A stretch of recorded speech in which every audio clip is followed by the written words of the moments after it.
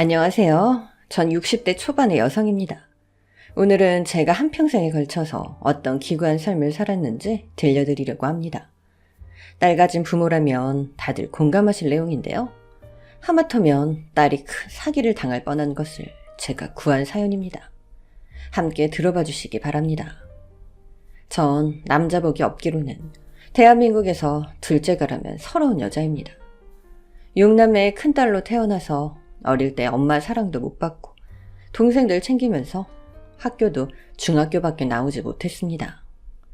아버지가 일찍 돌아가시는 바람에 어머니는 억척스럽게 자식들 먹여 살리느라 당신 인생을 모두 희생해야 했고, 너무 당연한 것처럼 큰딸인 저에게도 그런 희생을 요구했죠. 전 중학교를 졸업하고 나와서 곧바로 공장에 취업해 돈을 벌었고, 동생들 학비와 생활비를 보태느라 돈 한 푼 못 모으고 32살의 나이에 남편을 만나서 결혼을 했습니다. 그때 남편과 결혼한 이유는 딱 하나였어요. 돈 많은 양복집 아들이고 아버지 양복집을 물려받을 거라고 해서 몸은 편하겠구나 생각하고 결혼했는데 이게 완전 다 사기였죠. 겉은 멀끔하게 생긴 양반이 사실은 양복점이 아니라 다 쓰러져가는 수선집을 운영하면서 겨우 입에 풀칠하는 집안이었고, 시댁에서는 학구방 하나 얻어주고 신혼살림 하나 얻어주지 않았습니다. 우리 애랑 결혼한 게 행운인 줄 알아. 너처럼 가난한 집 딸년을 누가 받아주니? 어머니, 말씀을 지나치세요. 그리고 양복집을 한다고 했는데 수선집일 줄은 몰랐어요. 그럼 네가 우리 애 돈 벌고 결혼한 게 맞구나? 돈이 있어야 돈 벌고 결혼한 게 되죠. 뭐야? 이 싸가지 없는 게. 너 한 대 맞을래? 당연히 결혼 생활은 지옥 같았죠. 지질이도 가난해서 매일 우는 애 들쳐업고 친정에 와서 밥 한 술 얻어먹는 것이 제 일상이었습니다. 남편이라도 성실하게 수선집 가서 일해주면 좋으련만 이놈의 남편놈은 매일 어디선가 돈을 빌려서는 노름판에 가 앉아있곤 했어요. 제가 애를 데리고 가서 남편 등짝을 후려치면서 노름판에서 끌고 나온 게 한두 번이 아닙니다. 우리 엄마는 제가 밥 얻어먹으러 가면 맨날 욕을 퍼붓곤 했어요. 아휴, 너도 참 상등신이다. 어쩌다 눈에 콩깍지가 씌어서 그런 놈을 만났냐? 엄마도 나 결혼할 때 좋아했잖아요. 그 남자 집 돈 많은 것 같다고. 돈 많았으면 내가 이 말 안 하지. 네가 지금 사는 꼴이 사는 거냐 이 말이야. 난 절대 엄마처럼 내 새끼들 고생 안 시킬 거니까 두고 봐요. 남편의 도박 중독은 심각할 정도였습니다. 집에 있는 살림살이를 하나하나 어디 고물상에 가져다 팔아먹더니 급기야는 손대면 안 될 것들까지도 가져가 팔았죠. 한날은 방에서 몰래 나가다가 저를 마주쳐서 어디 가냐고 했더니 수선집 간다고 하길래 거짓말하지 말라고 얼른 숨긴 거 내놓으라고 했어요. 손목을 비틀어서 받아낸 것이 안주머니에서 나온 제 머리핀이었어요. 그 머리핀은 동생이 제가 암 수술하고 병원에 누워있을 때 다신 아프지 말라고 비싼 돈 주고 산 머리에 보석 박힌 머리핀이었죠. 그걸 가지고 노름하러 가는 양반이 괘씸했지만 사실 그것만 갖다 팔 양반이 아니었죠. 전 남편한테 빨리 발을 내밀라고 했어요. 내놔, 더 있는 거 다 알아. 머리핀 말고 또 뭐 있어? 빨리 발 내밀어. 이 사람이 또 생사람 잡네. 아니 솔직히 말했잖아. 이거 하나라고. 내가 뒤져? 뒤질 거나 있어? 그래. 뒤져봐. 뒤져보라고. 남편하고 살아온 세월이 있어서 그 양반 성격을 잘 알았죠.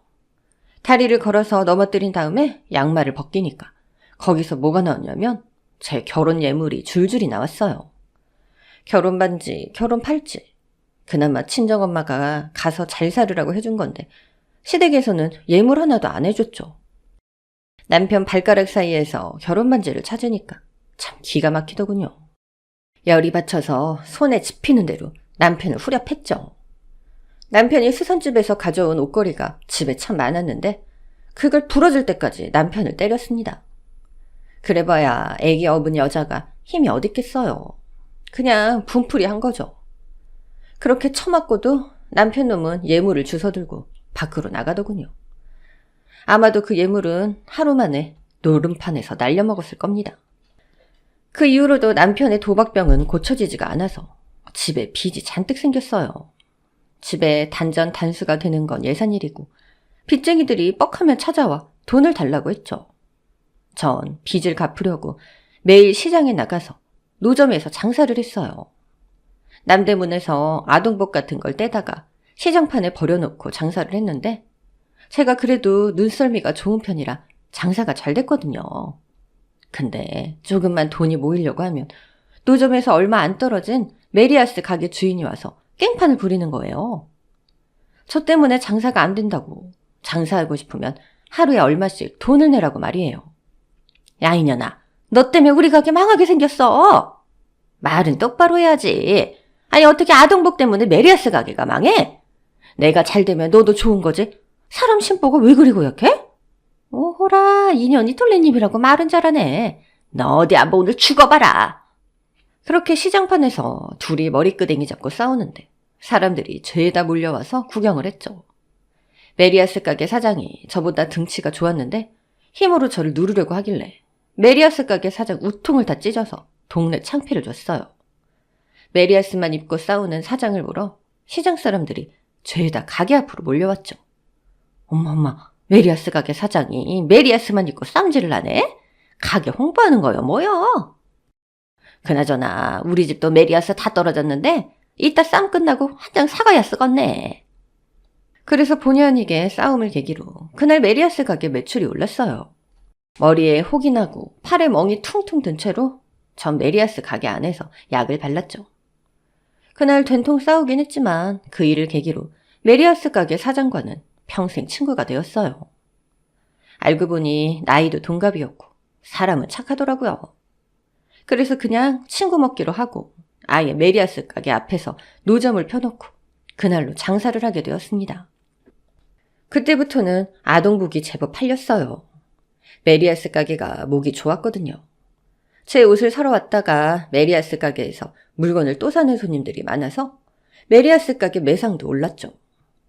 돈도 좀 벌었겠다. 맘 같아서는 당장 이혼하고 싶었는데 이제 5, 6살 먹은 딸이 불쌍해서 꼭 참고 살았던 나날들이었죠.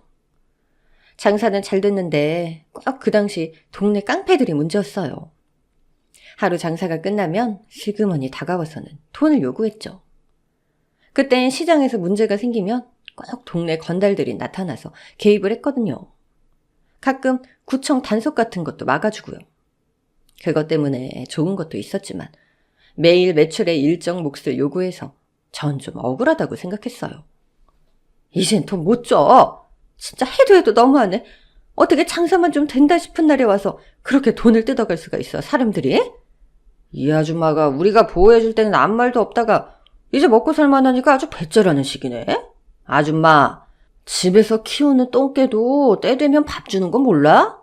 우리가 몸으로 아줌마를 보호해주니까 이 시장 통해서 노점으로 먹고 사는 거야. 순수도 모르고. 뭐야? 누가 니네 같은 건달한테 도와달라고 했어? 난 앞으로 니네 도움 필요 없으니까 그냥 가던지 아니면 이거라도 받고 가. 이 아줌마 정신 못 차렸네. 우리가 정신 확 들게 해줘. 그리고 건달들이 제 노점을 둘러엎기 시작했어요. 그 전날에 남대문에서 새로 한 물건들이 흙탕물을 뒤집어쓰고 망가지니까 제가 악을 파락바락 쓰면서 덤볐죠. 그런데 어디 건장한 건달들을 힘으로 이길 수 있나요? 못 이기고 발로 채이고 바닥에 내동댕이 쳐지고 있었죠. 메리아스 가게 사장도 덤벼들어서 건달들하고 싸우는데 이놈의 건달들이 싸나워서 여자 둘을 마구 내동댕이 쳤어요. 그런데 그때 메리아스 가게 옆에 있던 금은방 여사장님이 방망이를 들고 나오더군요. 여자를 때리는 남자는 쳐 맞아야 돼. 너희 행패는 오늘로 끝이다. 덤벼! 이 여편네는 또 뭐야? 그깟 야구 방망이로 뭘 어쩌시게? 그런데 금은방 여사장님이 메리아스만 입고 건달들을 방망이로 막 후드려 패는데 얼마나 통쾌하던지요. 전 무슨 여자 김두한 보는 것 같았어요. 평소에는 말이 없고 하루 종일 TV만 보면서 다른 상인들하고는 교류를 안 하는 건방진 여자라고 깔봤는데 그때만큼은 완전히 다른 모습이었죠. 전 완전히 넋을 잃고 사장님이 싸우는 걸 봤어요. 야구 방망이로 두들겨 맞던 건달들이 겁에 질려서 모두 도망가더군요. 사장님 진짜 멋져요. 소시적에 운동 좀 하셨나 보네요. 왕년에 검도 좀 했습니다. 다친 데는 없어요? 노점하는 여자가 이 정도쯤이야 괜찮죠. 정말 감사해서 그런데 앞으로 제가 언니라고 불러도 돼요? 그래, 앞으로 우리 언니 동생하고 지내자. 그렇게 메리어스 사장님과 금은방 사장 덕분에 전 시장에서 조금씩 자리를 잡아나가서 이제 남편이 벌지 않아도 식구들 밥 먹이는데 지장이 없을 정도로 벌게 되었죠. 남편이 노름으로 진 빚도 조금씩 갚아나가게 되었고요. 그런데 남편이 제가 시장에서 노점을 해서 돈을 번다는 걸 알고 어느 날 저한테 그러는 거예요. 오늘부터 어머님이 우리 집에서 살 거야. 뭐라고? 어머님이 왜? 당연한 거 아니냐? 아니 자식이 잘 먹고 잘 살면 당연히 시부모를 봉양해야지.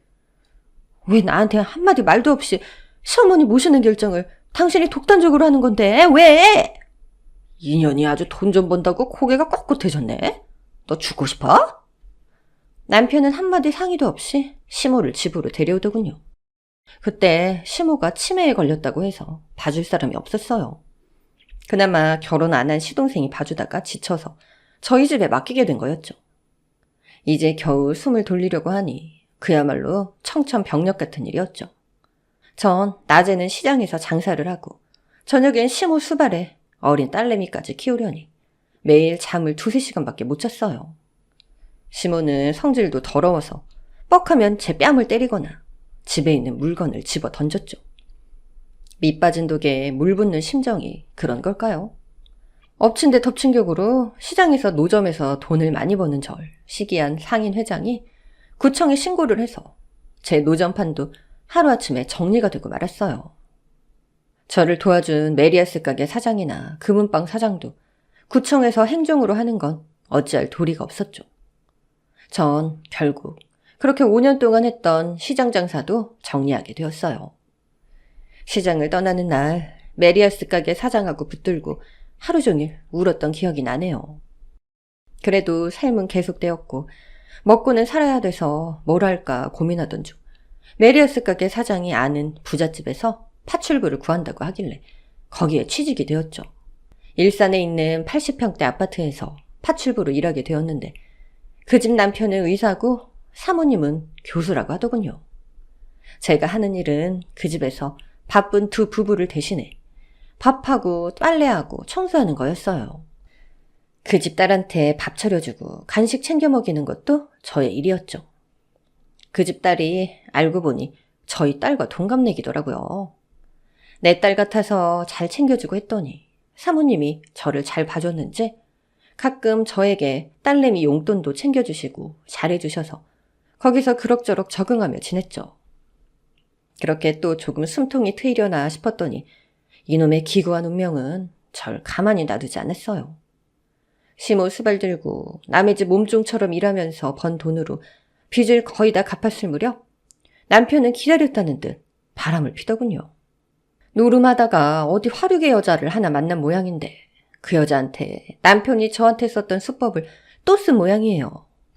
자기가 무슨 양복집을 하고 있고 선대부터 대대로 양복집 하는 부잣집이다 어쩌고 저쩌고.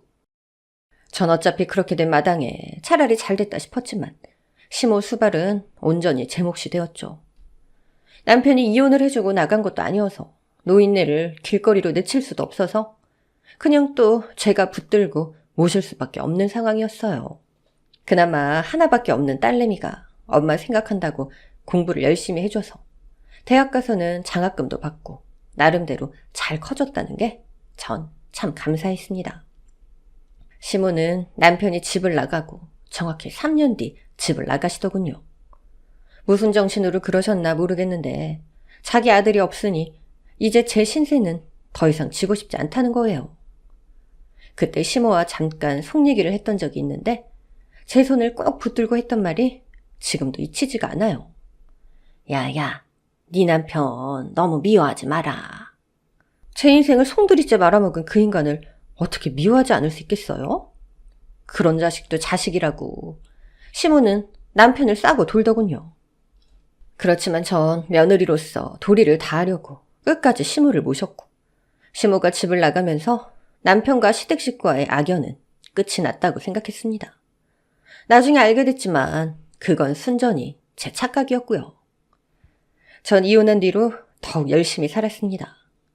우선 하나뿐인 딸을 번듯하게 키워내야겠다는 생각 때문에 다른 건 보지 않고 오로지 앞만 보고 달렸다고 할까요? 저희 딸은 번듯한 의대를 나와서 남부럽지 않게 성공을 했고, 그 되게 어렵다는 정형외과 전문의가 되어서 종합병원에서 전공의로 일하게 되었어요. 아빠 없이 엄마 밑에서 어렵게 자랐는데도 구김살 없이 꿋꿋하게 성공한 걸 보니 대견하더군요. 딸, 넌 꼭 네 방식대로 성공하고 엄마 인생 절대로 닮지 마.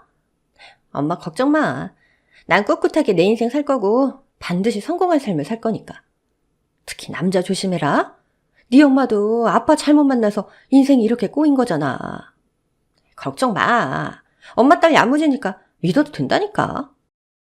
다행히 딸은 의사 친구를 통해 소개받은 대기업 다니는 남자와 사귀었고, 저한테도 남자친구라고 데리고 왔더라고요.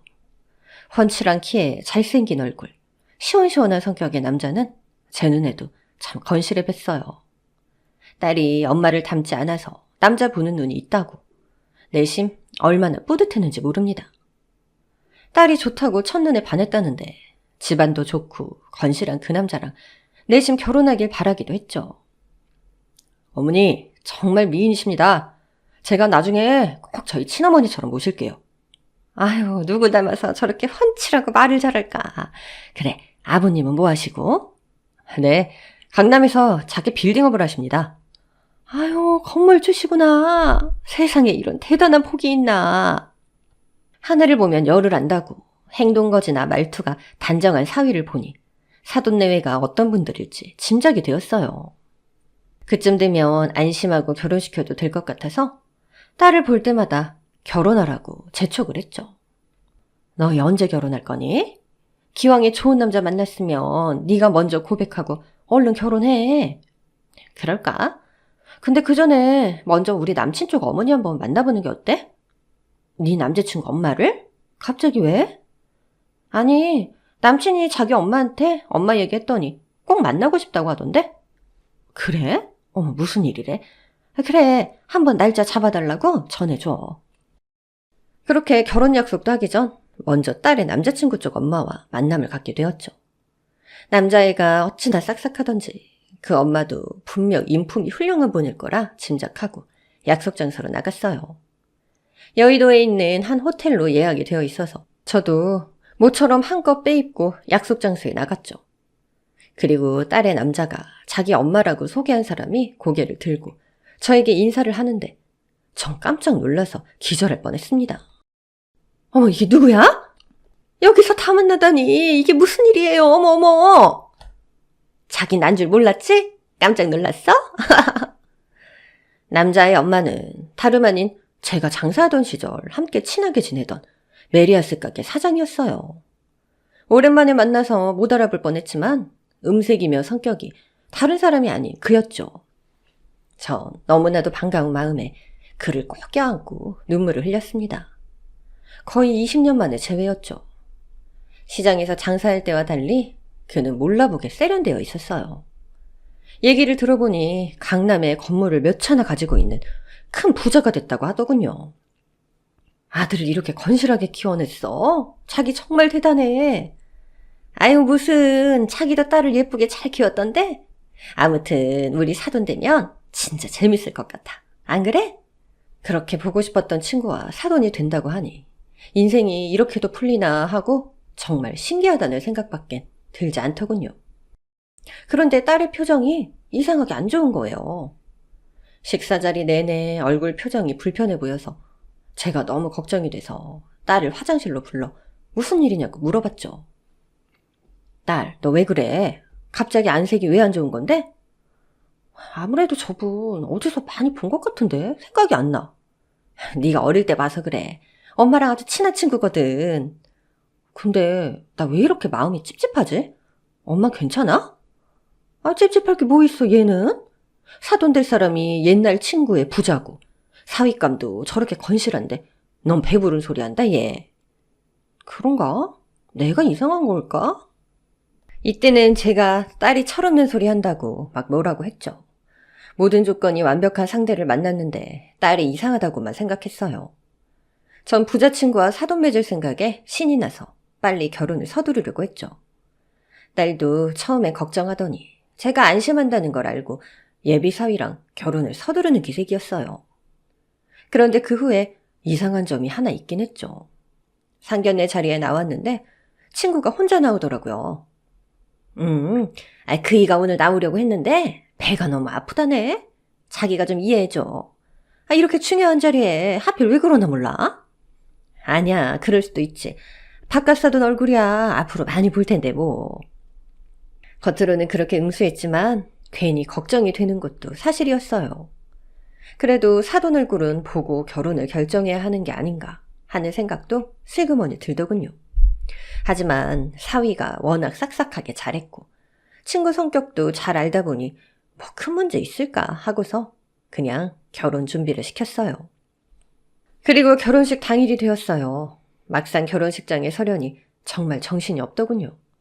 딸의 친구들이 몰려오고 여기저기 축하 인사를 하는데 정작 사돈내외가 보이지 않는 거예요. 제가 이상해서 사위한테 물어봤죠.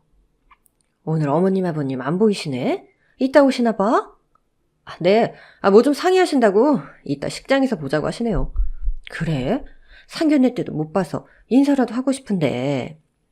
그렇게 얼떨결에 결혼식이 시작되었고 전 신부 측 테이블에 앉은 친구와 바깥사돈 얼굴을 볼 수 있었어요. 바깥사돈은 옆 얼굴을 봤는데 앞머리를 길러서 이마를 가려서인지 얼굴이 제대로 보이진 않더군요. 멀리서 저랑 눈인사를 간단히 한 정도였습니다. 결혼식이 끝나고 딸은 발리로 신혼여행을 떠났고 전 별일 없이 결혼식을 끝내서 다행이라는 생각만 했습니다. 그땐 경황이 워낙 없어서 사돈내외는 원래 그런 사이인가 보다 싶었어요. 그때 조금 더 철저하게 따졌어야 했는데 이후로도 친구랑은 둘도 없는 친구이자 사돈으로 지내고 있었습니다. 사위는 결혼을 하더니 저를 친어머니처럼 모시면서 잘하더군요. 이렇게 든든한 사위를 둔 전 참 복받은 사람이라는 생각을 하고 지내던 어느 날 딸이 갑자기 절 찾아왔습니다. 엄마, 시어머니가 자꾸 나보고 들어와서 살라고 하시네? 그래? 들어가서 살아. 요즘 집값도 비싼데 펜트하우스 가서 살면 좀 좋니? 그래도 왠지 시부모님 모시고 사는 기분 들까봐.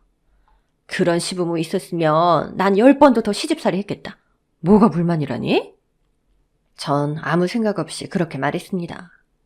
딸은 신혼생활을 좀 더 즐기고 싶어하는 눈치였지만 전 딸이 친구네 집에 가서 사돈내외 사랑을 많이 받았으면 하는 바람이 있었어요. 어릴 때 아빠 사랑을 못 받았던 터라 가서 아버지 사랑 모자랐던 것까지도 채우고 오길 바라는 마음도 있었고요.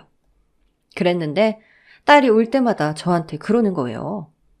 시부모님이 정말 잘해주시긴 하는데 왠지 낯이고. 넌 저번에도 그러더니 또 그런다. 뭐가 불만이래? 불만인 게 아니라 그냥 자꾸 마음이 불편해서 그래. 엄마가 한번 만나보면 어때? 내가 네 시부모를 또 만나라고? 응, 엄마가 한번 만나봐. 내 느낌만 그런 건지 모르니까. 특히 시아버님이 어딘가 낯이 있고 왠지 좀 가족 같아. 그래, 가족은 맞긴 하잖아. 그럼 뭐 자연스럽게 여행 가자고 한번 해볼까? 정색하고 만나는 것보다 자연스럽고 좋을 테니까. 어때? 난 좋아. 그렇게 저희 가족은 1박 2일 태안으로 캠핑을 다녀오기로 했죠.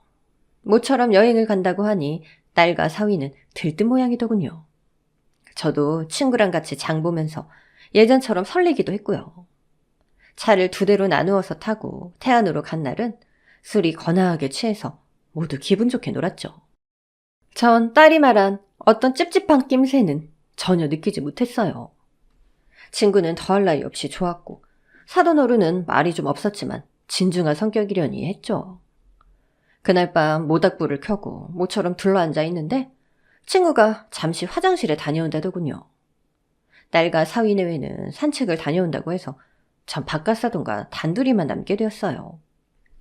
아까 낮부터 말 한마디 안 하고 앉아있던 사돈이 안 그래도 불편했던 터라 머쓱해서 괜한 농담을 하며 어색한 분위기를 누그러뜨리려 했죠. 저기 사돈, 아까부터 눈을 잘 안 마주치시던데 혹시 제가 좀 불편하세요? 아닙니다. 말씀하시기 불편하세요? 제가 뭐 잘못한 거라도 있는 건지. 아닙니다. 괜찮습니다. 제 성격이 원래 이러니까 그런 건 안 물어보셔도. 이렇게 저 좀 보세요. 얼굴을 왜 이렇게 안 들고 계시고. 어머나! 그때 제가 놀란 걸 생각하면 지금 생각해도 열이 받아요. 얼굴을 든 사돈 모습이 낯이 익다 싶었는데 자세히 보니까 그 남자는 바로 제 전남편이었어요. 세월이 흘러서 얼굴에 주름은 졌지만 행동거지며 말투가 20년 전과 다름이 없었죠. 전 너무나도 황당해서 남편 얼굴을 노려보며 소리를 질렀어요. 이게 대체 뭐하는 짓이야? 당신이 왜 여기 있어? 아이씨, 들켜버렸네. 이게 뭐하는 짓이냐고. 지금 장난하는 거야? 소리 지르지 마, 이년아. 애들 듣겠어. 당신이 왜 내 사돈이 된 거냐고 묻잖아. 이런 걸 뭐 운명이라고 하는 거 아니겠어? 전 그 말을 듣고 너무 화가 나서 그만 신고 있던 구두를 벗어서 머리통을 후려치고 말았어요. 남편은 자기를 아는 척하지 말라고 계속 신신당부를 하더군요. 멀리서 화장실을 다녀오다 그 모습을 본 메리아스 사장은 저랑 전 남편이 싸우는 걸 보고 소리를 지르며 저한테 달려들더군요. 너 지금 누굴 후려패고 있는 거야? 미쳤어? 그래, 나 미쳤다. 니네들이 짜고 나 골탕 먹이는 거지? 맞지? 그렇지 않고서야 얘가 지금 무슨 헛소리라는 거야? 네 남편이 내가 이혼한 전 남편이라는 거 너 알고 있었잖아. 아니야? 뭐라고? 당신 이게 무슨 소리야? 알고 보니 남편이 바람났던 상대는 메리아스 사장이었던 거였어요. 제가 장사를 하는 동안 제 친구와 남편이 붙어먹었던 거죠. 물론 친구는 그 사실을 몰랐고 남편은 친구에게 그 사실을 말하지 않았던 거고요. 그리고 둘이 결혼을 하고 메리아스 사장이 키우고 있던 아들과 함께 살았는데 그 아들이 하필 제 딸을 만나서 결혼까지 하게 된 거죠. 이 무슨 운명의 장난이었던 걸까요? 이 사실을 까맣게 모르고 있는 딸에게 어떻게 말해야 할까 고민하던 차에 딸을 조용히 불렀습니다. 그리고 제가 어떻게 살아왔는지, 사돈과는 어떤 사이인지, 그리고 딸이 익숙하다고 했던 시아버지의 정체가 누군지 말해주었죠. 모든 사실을 알게 된 제 딸은 이혼하겠다고 방방 뜨더군요. 얼마나 황당했을까요? 딸의 마음을 저도 충분히 이해했어요. 그래서 결혼 전부터 그렇게 찝찝하다는 얘기를 했던 거였고요. 그렇지만 사태를 돌이키기엔 너무 늦은 감도 있었죠. 아무런 이유 없이 이혼을 한다는 것도 그렇고 딸 역시 제 뒤를 이어 이혼녀로 만들 순 없었으니까요. 한사코 이혼한다는 딸을 겨우 뜯어 말리고 시댁에서 나와서 사위랑 둘이서만 살라고 당분간은 둘이서 관계를 좀 회복하라는 말로 겨우 달랬습니다. 사연을 다 들은 사위도 황당하고 어이가 없었는지 자기 부모님과 관계를 끊겠다고 하더군요. 제 친구이자 사돈은 더 이상 같이 살 수 없다고 제 전남편과 이혼하겠다고 했어요. 알고 보니 딸 내외를 들어와서 살게끔 유도한 것도 전남편의 계획이었더라고요.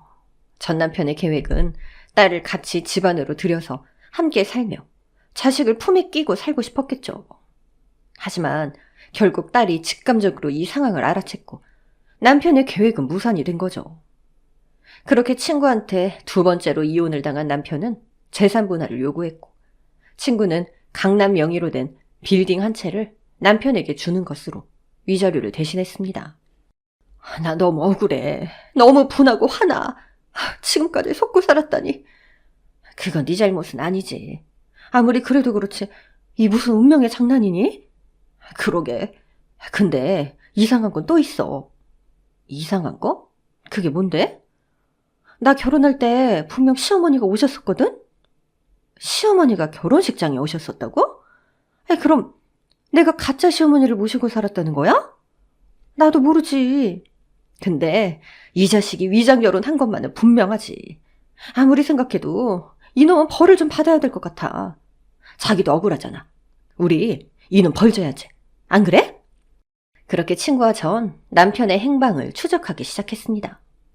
친구의 위자료로 강남 빌딩 한 채를 천연덕스럽게 받아간 남편은 개벌은 남 못 주고 또 다른 여자들을 후리고 다녔어요. 메리아스 사장의 재산 분할을 노리고 결혼한 남편은 이혼한 뒤로도 또 다른 돈 많은 여자랑 살면서 재산을 노리고 있었죠. 이번엔 애견 카페를 운영하는 복부인을 만나서 경기도 양주에서 200평 규모의 카페를 운영하고 있다는 소식이 들렸어요.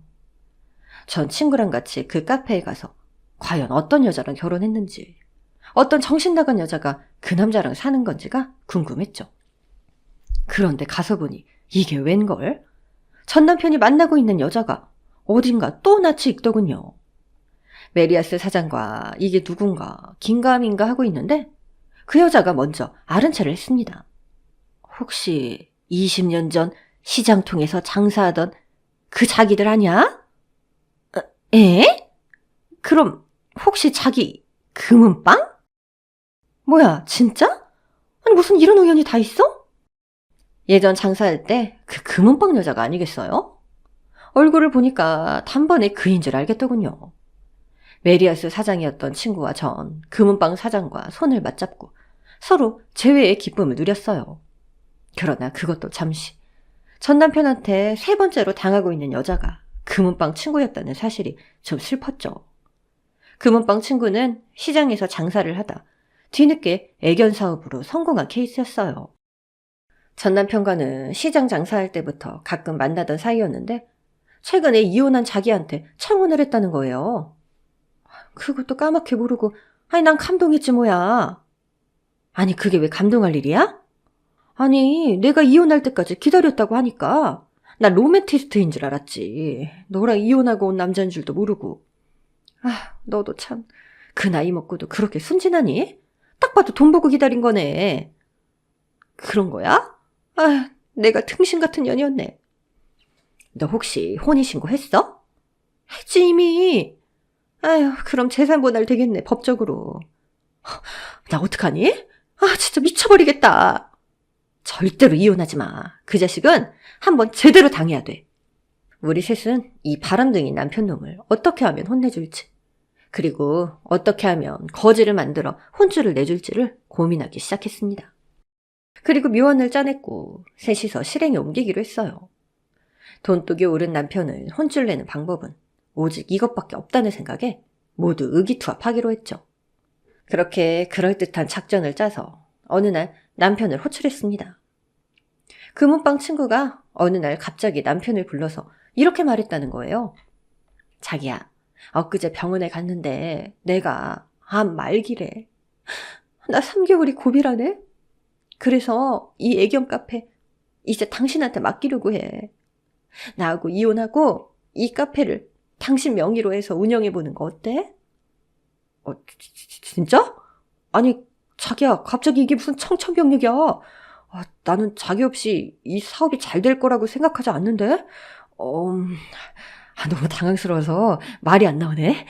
진짜 나한테 이걸 넘긴다고? 자긴 잘할 수 있을 거야. 새 여자 만나서 이 카페를 부디 잘 키워줘. 나 대신. 와씨 나이스! 아니지. 난 못해. 난 자기 없이 하루도 못 살아. 못 산다고. 아니야, 자긴 할 수 있을 거야. 다만 지금 이 카페를 더 크게 키우려면 우리가 투자를 해야 돼. 자기 혹시 가진 돈 좀 있어? 돈을 투자한다고? 조금만 투자하면 매출이 지금보다 2배 이상 커질 수 있을 것 같아서 하는 말이야. 당신 할 수 있지? 내가 당신한테 명의 넘길 테니까 가진 돈 좀 투자해 줄 수 있어? 주변에 투자할 사람이 있어도 좋고. 당연히 해야지, 당연히. 내가 아는 사람 데리고 와서 투자할 테니까 걱정 마. 얼마 필요한데? 1억? 2억? 내가 10억까지는 투자할 수 있어. 되고 말고. 진짜? 당신 진짜 대단하다. 내가 이제 맘 편히 눈 감을 수 있을 것 같아. 그럼 이혼 서류랑 준비해서 이번 주에 봐요. 남편은 모에고 홀린 사람처럼 애견 카페를 나갔다고 하더군요. 그 얘기를 듣고 어찌나 꼬습던지 자기가 덫에 걸린지도 모르고 남편은 여기저기 돈을 빌리고 다녔어요. 그리고 결정적으로 투자할 사람을 물색했다며 데려왔죠. 웬 샤넬 옷을 입은 80대 노인이 나타나서 선글라스를 끼고 계약서를 쓰러 왔다는 거죠. 투자 파트너라는 여자가 또 다른 물주인가 보다고 쑥덕거리며 메리아스 사장과 전 카페 한쪽에서 그 계약 장면을 몰래 훔쳐보고 있었어요. 그 선글라스 낀 여자가 말했어요. 투자 수익률을 연평균 20% 보장해준다는 약속 지킬 건가요? 아니, 물론이죠. 제 남편이 누구보다 운영을 잘할 거니까 믿어주세요. 여기에 서명하면 되나요? 네, 이곳에 서명을 해주세요. 네, 감사합니다. 그래도 서로 얼굴은 보고 거래하는 게 좋겠죠? 죄송한데 선글라스 좀 벗어주시겠어요? 그 순간 투자자라는 사람이 선글라스를 벗는데 전 정말 놀라서 뒤로 차빠지는 줄 알았습니다. 그 사람은 다름 아닌 치매 걸린 전시모였기 때문이에요. 엄마, 대박이야. 우리 이제 떼부자 됐다니까, 떼부자. 엄마라고? 그게 무슨 말이야? 내가 이 아이 엄마라고 이거 사. 이제 이 카페는 우리 모자 명의가 되었으니까 이제부터 우리가 경영할 거예요.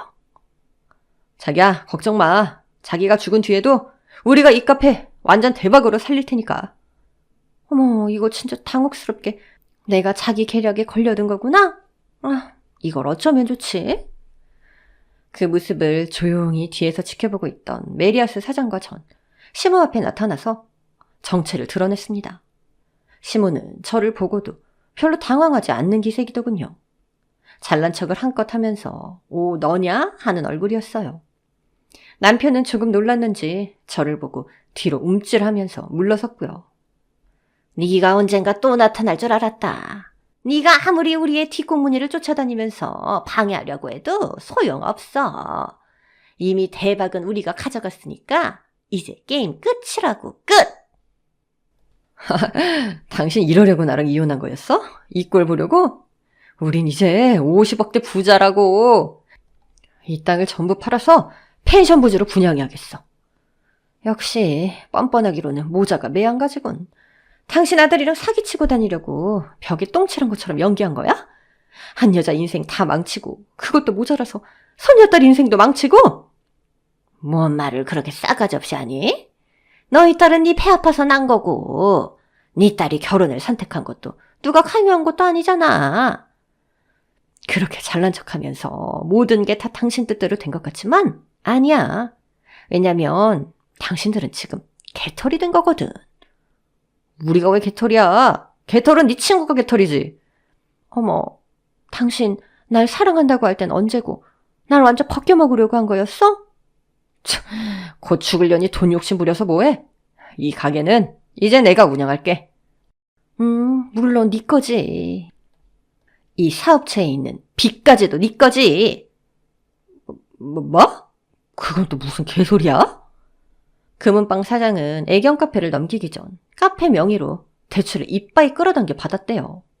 30억 정도 받았는데 그 빚까지도 전 남편한테 떠넘긴 거죠. 이미 이혼을 한 상태였으니 이 빚은 고스란히 전 남편에게 간 것이고요. 그 사실도 모르고 시모랑 애견 카페를 통째로 접수하려다 들통이 난 남편은 괴로움에 몸부림치기 시작했어요. 이 연병할 것들이 나 엿먹이려고 아주 진을 쳤네? 니네 오늘 다 죽었어! 어디서 이런 개수작을 떨었어, 이년들이! 그렇게 애견 카페에서 한바탕 싸움질이 벌어졌어요. 전 시모 머리끄댕이를 잡고 바닥에 내팽겨 쳤고 전 남편은 금은방 사장한테 질질 끌려다니며 얻어맞고 있었죠. 전 남편이 방망이로 메리아스 사장을 후려치자 메리아스 사장이 비명을 질렀어요. 이왕에 개판된 거 전 애견 카페 보호 펜스를 열어버렸고 그 순간 개들이 뛰쳐나와서 전 남편과 시모를 물기 시작하더군요. 아이씨, 물지 말라고 이 개새끼들아! 얘들아, 저 노인네도 물어! 싹 다 물어 뜯어버려! 이리로 오지 말라고! 아이고, 사람 살려! 노인 살려! 경찰에 내가 니네 다 신고할 거야! 내가 바라던 바야! 지금 당장 112에 신고할 거야, 당신들! 그렇게 남편과 시모는 개한테 한바탕 물어뜯기고는 출동한 경찰에 의해 제지를 당했어요. 전 남편과 시모를 혼인을 빙자한 사기죄와 횡령죄로 고소했고 시모와 남편은 찍소리 못하고 철창 신세를 지게 되었죠. 법원 판결로 그동안 모았던 재산도 몰수당했고요. 메리아스 사장이 위자료로 준 강남 빌딩도 빚을 못 갚아서 경매로 나왔는데 그걸 다시 메리아스 사장이 입찰해서 받아냈다는 웃지 못할 에피소드도 있네요. 한동안 우울증에 걸린 딸은 자기 시부이자 아버지의 진상을 알고 자기 남편한테 이혼을 하자고 요구했어요. 사위도 차마 양심에 걸려서인지 더는 결혼관계를 유지할 수 없다고 생각하고 결국 이혼을 했죠. 딸이 저처럼 이혼녀가 되었지만 전 이 불행한 결혼 생활을 끝낼 수 있는 게 오히려 감사한 일이라고 스스로 생각했습니다. 하지만 딸에겐 이 위기가 전화위복이 되었어요. 이혼을 한 뒤 메리아스 사장에게 빌딩 부동산 투자를 배운 뒤로는 의사를 때려치우고 부동산 투자로 단기간에 거부가 되었으니까요. 의사로서의 재능보다 투자자의 재능이 더욱 빛이 났어요. 빌딩 투자를 하며 만난 강남의 한 갑부랑 결혼을 해서 지금은 약 100억대의 자산가가 되었죠. 저요? 전 금은방 사장이 소개해준 다른 애견 카페 사장이랑 눈이 맞아서 지금은 재혼을 해서 행복한 가정을 꾸리고 있습니다. 요즘은 매일 백화점에 맛있는 거 먹고 쇼핑하러 다니는 게 유일한 낙이네요. 제 명의로 된 아파트도 한 채가 있고요. 시모랑 남편이요? 이후에 들은 소식으로는 시모랑 전 남편은 형을 끝마치고 나와서 둘이서 식당을 한다는 소식이 들리더군요. 장사가 워낙에 안 돼서 대출받아 운영하다 결국 그것도 경매에 넘어갔다는 얘기까지 전해 들었어요. 이후에는 행방을 전혀 모릅니다.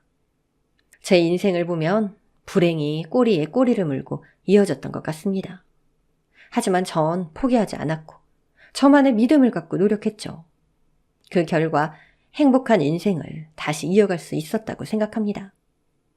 여러분 중에서 저처럼 사기꾼 남편 때문에 일평생 마음고생한 분이 있다면 기운 내시기 바랍니다.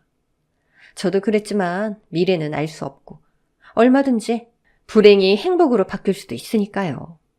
여러분도 조금만 노력하신다면 결국 행운을 거머쥘 수 있을 거라 생각합니다.